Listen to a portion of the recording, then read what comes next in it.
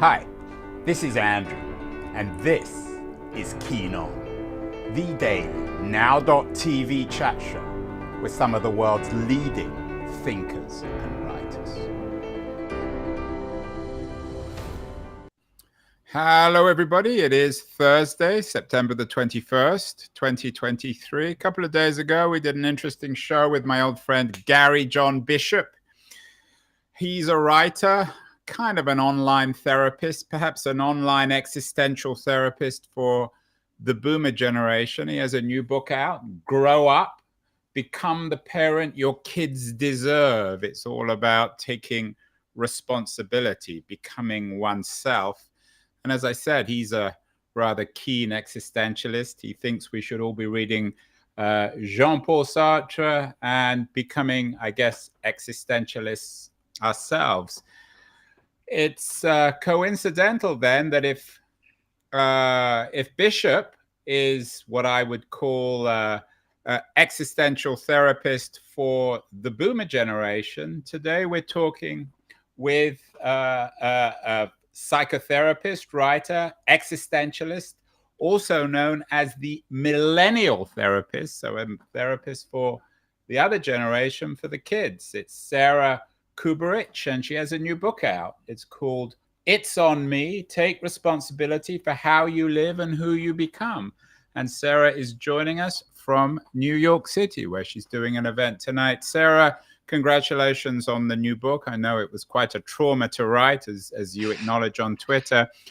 What exactly, I know that the millennial therapist is a term that you've acquired because of your huge following on Instagram. You have 1.6 million followers as the millennial therapist.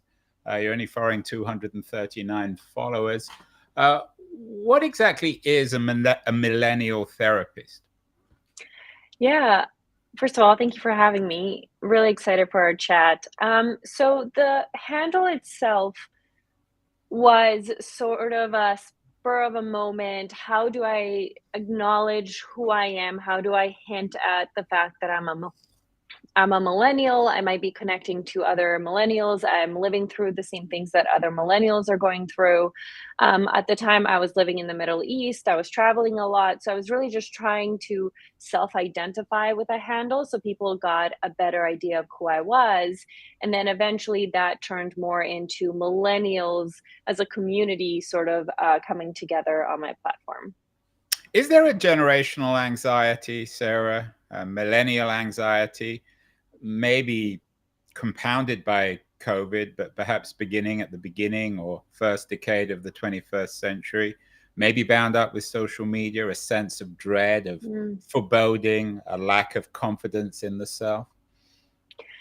Yeah, I it's difficult to speak about millennials as like this is the only generation going through this because I'm pretty sure that every generation feels that way. But because I'm a millennial, I feel like I am more equipped to speak on behalf, although they're all generalizations, of understanding that millennials have helped construct a society and now we don't have a blueprint of how to live in it. So social media is a really great example of that. We are all participating. We are kind of the generation of tech, and that's great, but we don't have the boundaries, the guidelines, the full understanding of the way it impacts us.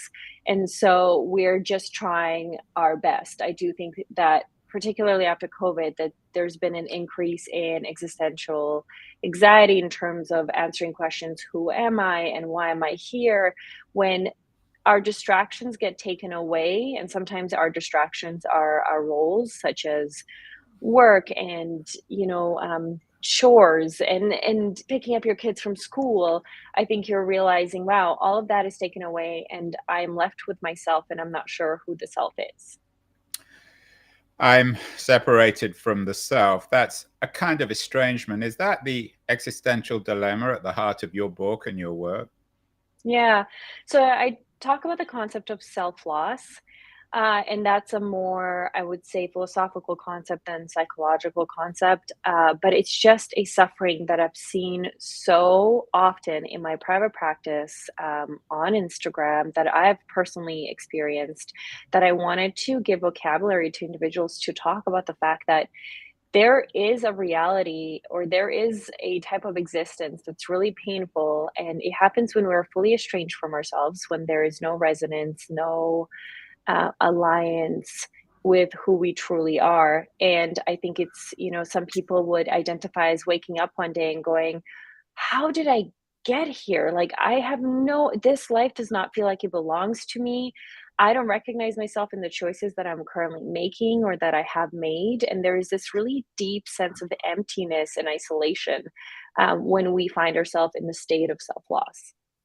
How did I get here suggests a sense of self. And is that the paradox at the heart of existential therapy, existential psychology? Is on the one hand, we feel estranged from the self. We're not who Mm-hmm. there's someone else out there who we want to be, who we've lost Mm, historically or emotionally. Uh, But on the other hand, it requires a sense of self to understand that. So how do those two things go together? We must have a pretty good notion of being something to feel mhm. estrangement. Yeah, and I think, there's no neutrality. When we think about the self, there's no neutral self. I think there's an authentic self and an inauthentic self. And I think, that word authenticity has been kind of watered down and misused a lot in kind of mainstream media. But the way I think about authenticity is ownership of self. And I think that you're constantly creating a self. It is not something that's found, it's not something that's given to you, it's a constant perpetual creation. And so if you are lost, that was not passive, that was not accidental, you participated in that as well. And I think when you have created I don't want to say a false sense of self, but created an inauthentic sense of self, I think that is the self that can recognize the pain of not fully becoming the true self. Sarah, do you think, and I think there are those in my generation, perhaps including Mhm. myself, um, who might think this. Do you think that the millennials are, in a sense, a victim of a therapeutic culture? Mm, great question. I think that millennials have made strides in destigmatizing a lot of mental health realities.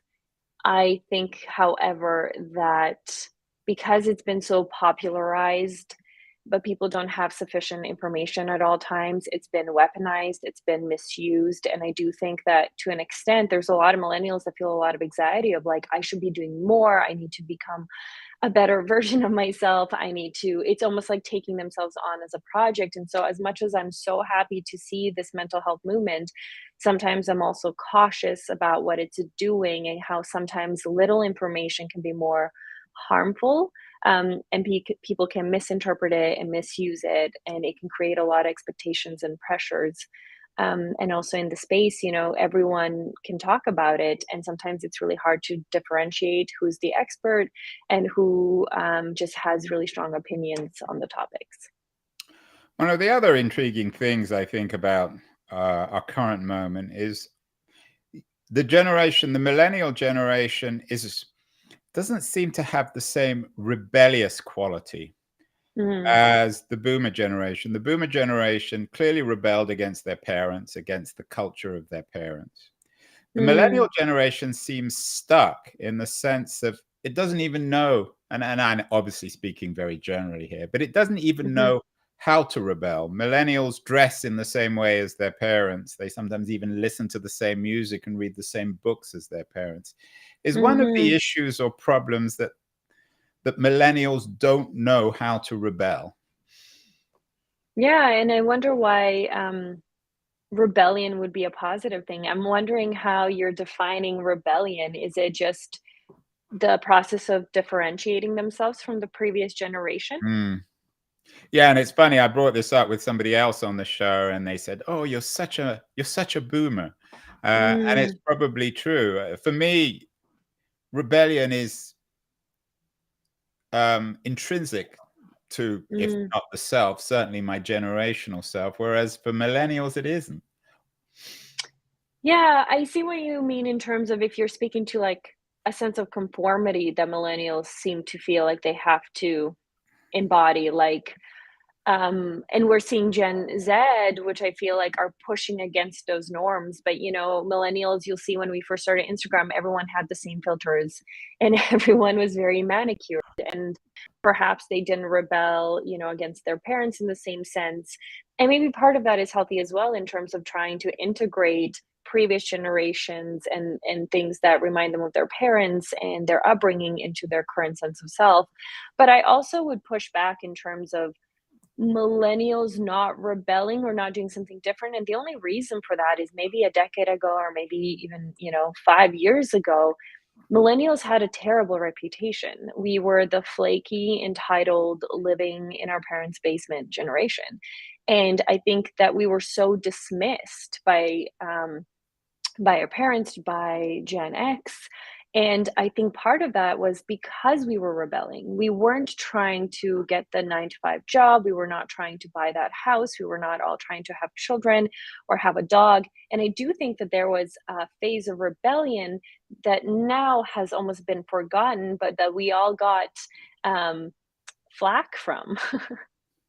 Well, flack's a good thing. I hope Hmm. flack's a good thing. Your book is called It's on Me, Yeah. not It's on Us. And I wonder whether, again, in your thinking about, I won't say your generation, but the generation that you're the expert on as the millennial therapist, that there's Mm, this contradiction between a sense of the self and a sense of the us, a sense of the community. It seems to be mm, a generation longing for community. And mhm. maybe one of the casualties of that is the self itself. Mhm. Well put. I think that when I talk about the self, I also, in my book, discuss the fact the self cannot be generated or created in isolation. We are social beings, so yourself is co created with those around you. And this is why we need to be really careful with who we surround ourselves with and what we consume from, media to interactions. And I think what's interesting is, yes, it's on me in terms of how I take ownership of my life, how I choose to live my life. But then it's also on me to understand the impact I'm having on those around me. We always think about us and others, but we are someone's others, and we need to take responsibility for that as well. So I don't think that um, this book really does talk about the more greater sense of responsibility, but I think it does start individually.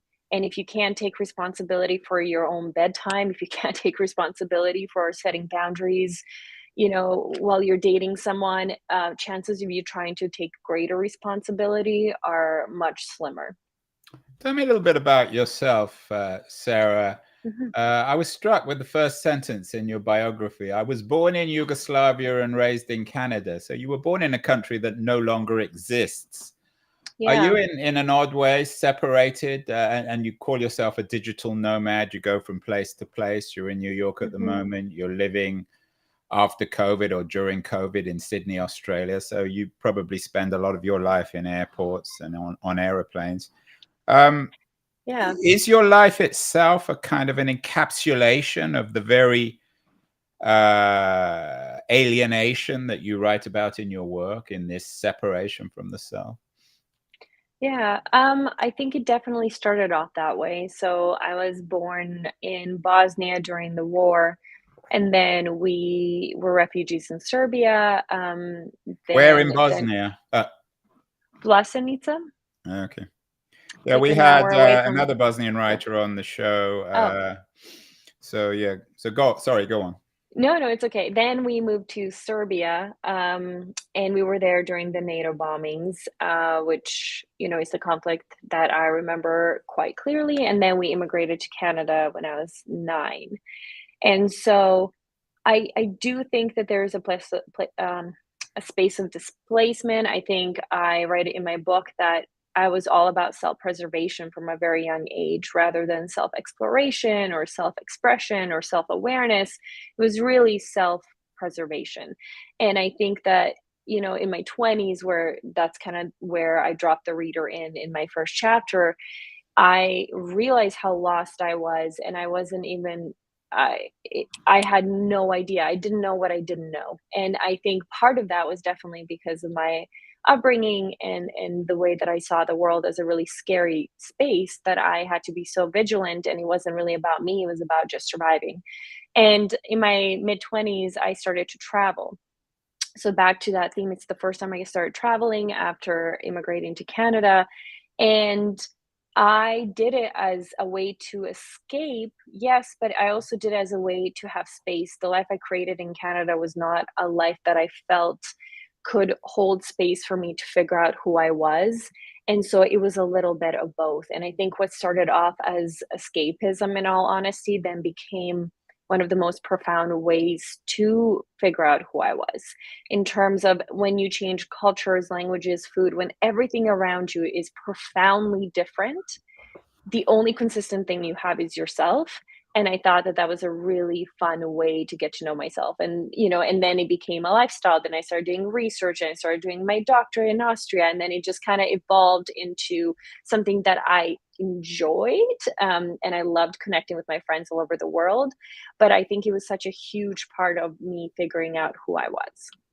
Yeah, the Bosnian writer I was mentioning is Alexander Heman, who, of course, came to Chicago. And his last book, a novel, is about exile from Sarajevo, sort of presenting Sarajevo as a kind of Jerusalem, a place which is lost. And I'm guessing the same is true of Bosnia broadly for you. We are speaking with Sara Kuburic, the millennial therapist, a very popular online therapist. She has over a 1.5 million followers on Instagram, and she has a new book out. It's On Me.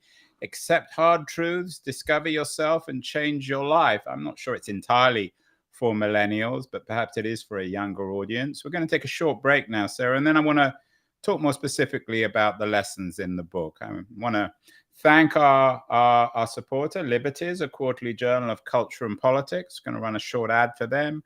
And then we'll be back with Sara Kuburic, the author of It's On Me. Don't go away, anyone. Beyond the news, the noise, there is nuance, insight.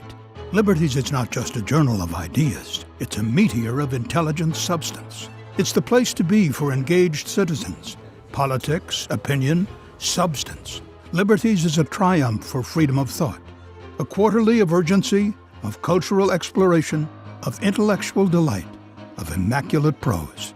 It's invaluable. Subscribe now or find Liberties at your favorite bookseller. And you can subscribe to Liberties at libertiesjournal.com. We are speaking with Sara Kuburic, the author of It's On Me. Sara, the book's just out, and the subtitle of the book is pretty ambitious. Accept hard truths, discover yourself, and change your life. Now, you're also an online therapist, so I'm guessing you don't want to give away all your secrets, but where do we begin? Because those are big, big challenges. Accept hard truths, discover yourself, and change your life. Where to start here? Yeah, so I remember writing the book and my editor going, "Great, Sara, I get the self-loss concept, but can you tell me what the promise is?" Because as I'm talking, and if anyone knows anything about existentialism, it's not like a perky philosophy. And I think she was just like, "But what are you promising your clients?" And I said, "Well, I don't," or readers. And I was like, "Well, I don't want to promise something I can't give them." And for me, the promise of this book is getting people to look at their existence in a slightly different way, positioning themselves in a slightly different way. And part of that, I think all of that starts with understanding their own truth, as in, what is the reality that you actually live in? And I think one of the hardest moments for me was looking in a mirror and realizing that I hated the person I was seeing. That was the reality that I was running away from for a long time. I also didn't realize that, I experienced trauma. It was so normalized in my community and my parents that it was not till my 20s, where I was like, oh, I actually lived through something traumatic and it's impacted me in so many negative ways. And I didn't want to accept that because it felt like defeat to accept that this horrible thing that has happened has now lingered, and what I felt ruined my life. And I felt it was giving, you know, all the conflicts and the opposition too much power over me. And so I think, all of it starts with just self-awareness and self-understanding and accepting your reality before you can even fathom changing it, tweaking it, or making it something that you own and possess, and that it's something that benefits you. Is that reality always, Sarah, unpalatable? Is it always something that we don't really want to hear? No, absolutely. And I don't think so. I don't think all of reality is something we don't want to hear, but I would argue that most people have a truth that they're having a really hard time accepting. Tell me more. I mean, you spend a lot of time Yeah. as a therapist, both in and out of your office, online.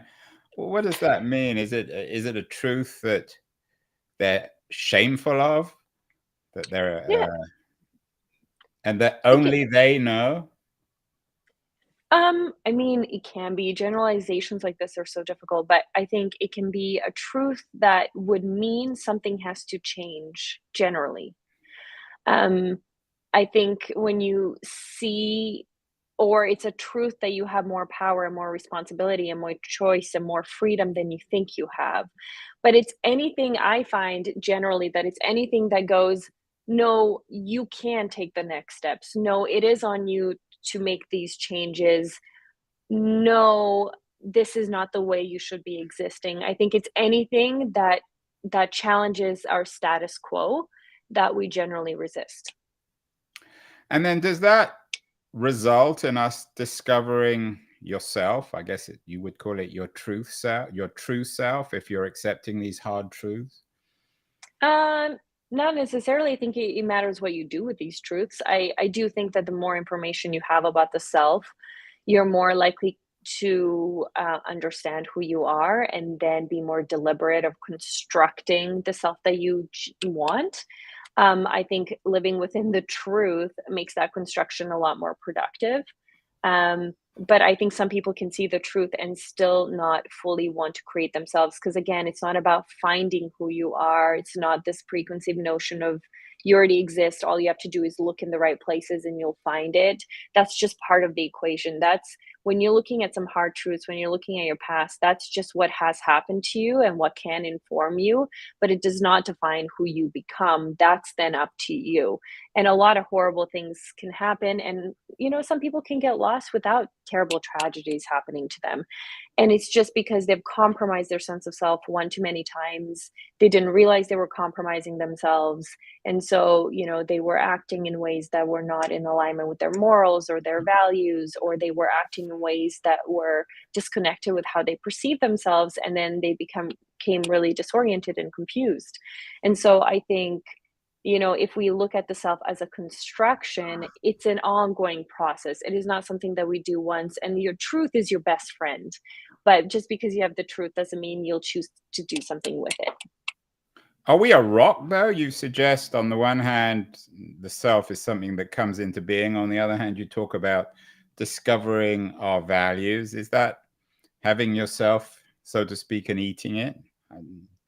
Yeah, Where no, do that's these values come from? How do we know that they're quote unquote ours? yeah, of course. And I think this is kind of the key of it all is discernment. And let's say that you were born into a certain structure or a certain framework or a certain faith. There's nothing that has it does not mean, for example, that I'm suggesting, like Sartre sometimes, that that you cannot have a framework um and still be authentic, that you're surrendering all your freedom to this framework and you're being lazy, and so now you're not being authentic because you follow a framework. But I think where I come in is saying, okay, let's say that you have a set of morals that you're following, be it cultural or religious or just something that you read and resonated with you. You need to check in and see if that actually fits for you.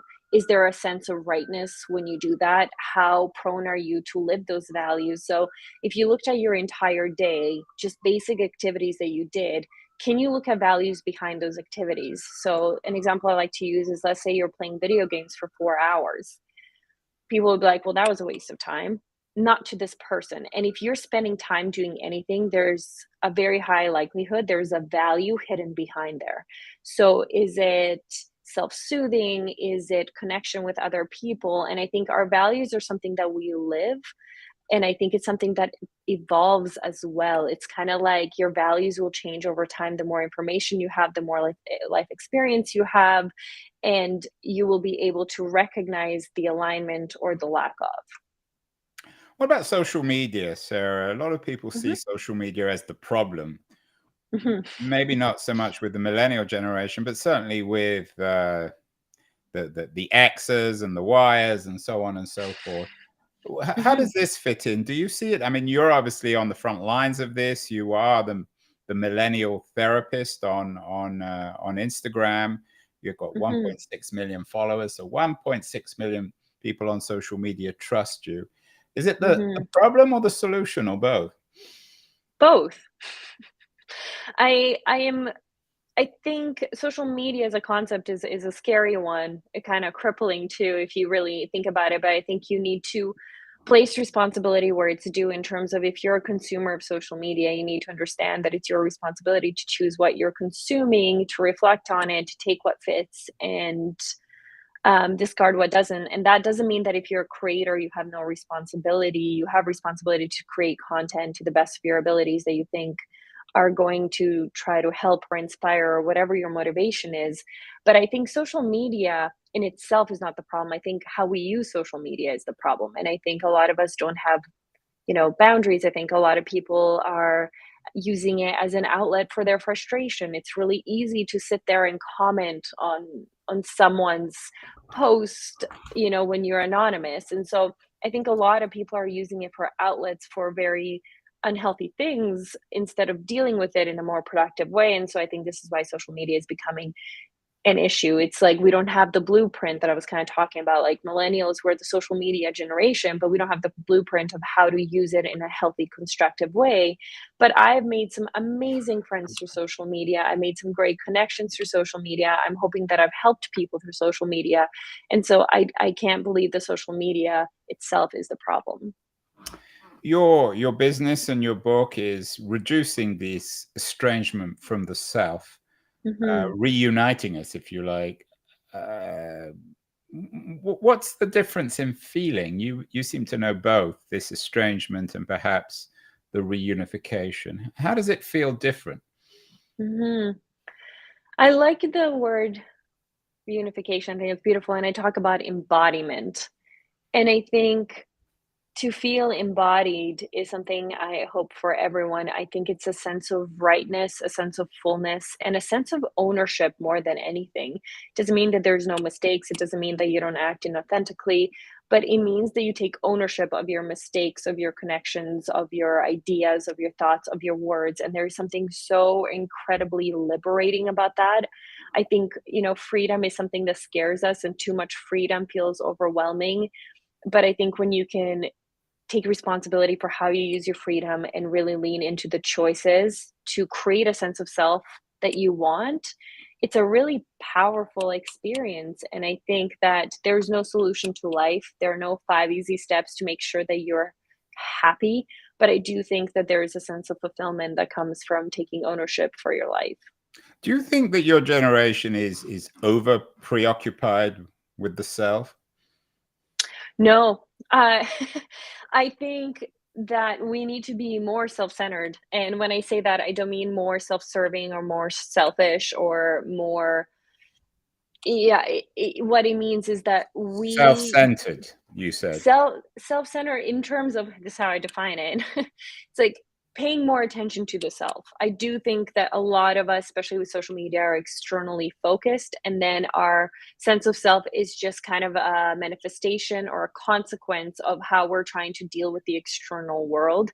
I think if more of us actually paid attention to how we were feeling, how we want to show up, how we want to support others, how we want to accomplish something, and how we want to, be a part of society at large, we would experience a really massive shift. So I do think that millennials could actually be like for my clients, oftentimes I'd be like, I want you to be more selfish. I want you to figure out what you want and try to get it.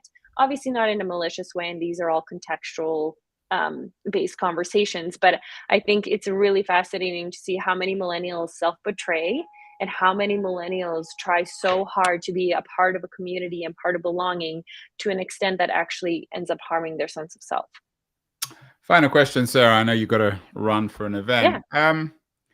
Should we be also, when we think of ourselves, be thinking of alternative narratives, alternative selves? Your self, as you've suggested, was shaped by a war which you had no control over. Mhm. Had there not been that war, you may well be still living, certainly in Bosnia, maybe even in Yugoslavia. Mhm. When we think of the self, should we be thinking of alternative narratives, imagining, well, that could have been me if something else had happened, bit of bad luck, bit of good luck, fortune, things that just occur which you can't control? I guess my answer depends on like what the person thinks the benefit of something like that is. I think sometimes it's fascinating for me to think that I'd possibly be a very different human being if I stayed in the Balkans. What traits do I think would have developed over time? Which traits do I not think I would be having? But that's a lot of what ifs. And I don't always find the what ifs as helpful in terms of what is hard enough. Right. Well, but the point I think might be to underline the plasticity of the self, the fact that Absolutely. we're all at the mercy of luck, of good or bad fortune, of stuff that happens that we can't control. Mm. Well said, and absolutely, and I think my favorite question is, all of this happened fairly, unfairly, painfully, joyously, what now? And I think you're right, like, it does show how yourself could have been molded in so many different ways, but the cards you've been dealt are the cards you've been dealt, and sometimes you participated in those cards, sometimes you didn't. The war is a great, example of as a child, that was not on me. But what I do with it now is my responsibility. And then there's other ways that I self betrayed and other ways that I became lost that were a part of my participation. And so now I also get to clean up my own mess. So